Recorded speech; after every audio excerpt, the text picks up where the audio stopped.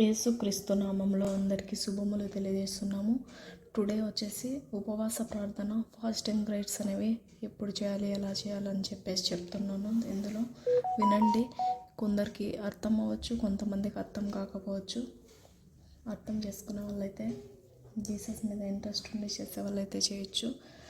మీ daily లైఫ్లో అత్యుత్తమ జీవితంలో, వ్యక్తిగత జీవితంలో ఉపయోగపడే అంశాల ద్వారా ఉపయోగాలన్నమాట. అంటే fasting is not the command of God. Fasting చేయమని చెప్పేసి గాడ్ ఏం మనకి ఆజ్ఞ అనేది ఇవ్వలేదు, కానీ దేవుడు ఆజ్ఞ ఏమి ఇవ్వలేదు. ఉపవాస ప్రార్థన తరచుగా ప్రస్తావించడంలో ఆజ్ఞగా ఆదేశంగా కాకపోయినా ఉపవాస ప్రార్థన అనేది ఒక విధంగా బేసిక్ ఇంటెంట్.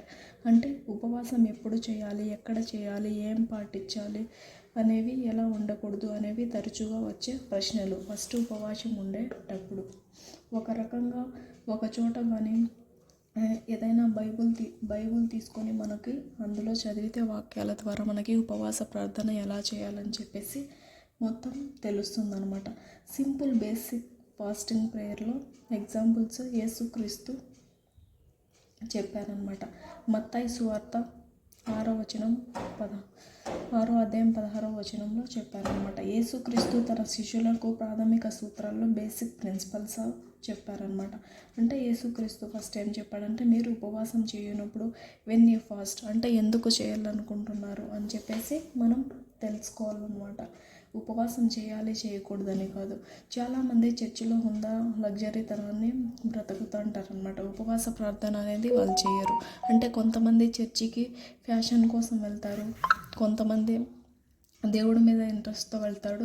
అలా చర్చికి రోజు వెళ్తున్నా సరే వాళ్ళకి ఉపవాస ప్రార్థన అనేది తెలియదు అనమాట. అంటే రెగ్యులర్గా అంటే సంఘంలో ఉండేవాళ్ళు ఫాస్టర్స్ కూడా కొంతమందికి తెలియచ్చు, కొంతమందికి తెలియకపోవచ్చు అనమాట. ఉపవాస ప్రార్థన గురించి కొంతమందికి అవగాహన ఉంటుంది, కొంతమందికి అవగాహన అనేది ఉండదన్నమాట. విశ్వాసం ఉంచుకొని ఉపవాసం చేయడం ద్వారా మనము ప్రిపేర్ అవ్వాలి. ఉపవాసం చేయాలనుకుంటాం, వేటి కోసం చేయాలి, విశ్వాసంతో చేయాలి అని మనం అలవర్చుకోవాలి. ఉపవాస ప్రార్థన అనేది మన డైలీ లైఫ్లో అనేది అలవరుచుకోవాలి. ఎందుకు అనేది చెప్తున్నాను, జాగ్రత్తగా వినండి.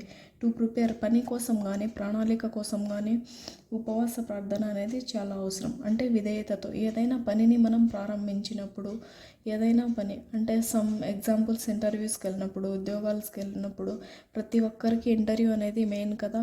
అలా అనమాట. కొంతమంది ఉపవాసం చేయాలంటే అప్పుల కోసమైనా చేస్తారు, కొంతమంది బిడ్డల కొరకు చేస్తారు, కొంతమంది వాళ్ళ ఎగ్జాంపుల్స్ అంటే వాళ్ళ డైలీ లైఫ్లో వాళ్ళకి ఏదంటే ఇంపార్టెంటో దానికోసం మాత్రమే వాళ్ళు ఉపవాస ప్రార్థన అనేది చేస్తారన్నమాట. ఉపవాస ప్రార్థన అనేది చేస్తారు. దీనికోసం మనం ఏం చేయాలంటే ఉపవాస ప్రార్థన అనేది ఏదైనా సరే మన డైలీ లైఫ్లో మనం తీసుకునేదాన్ని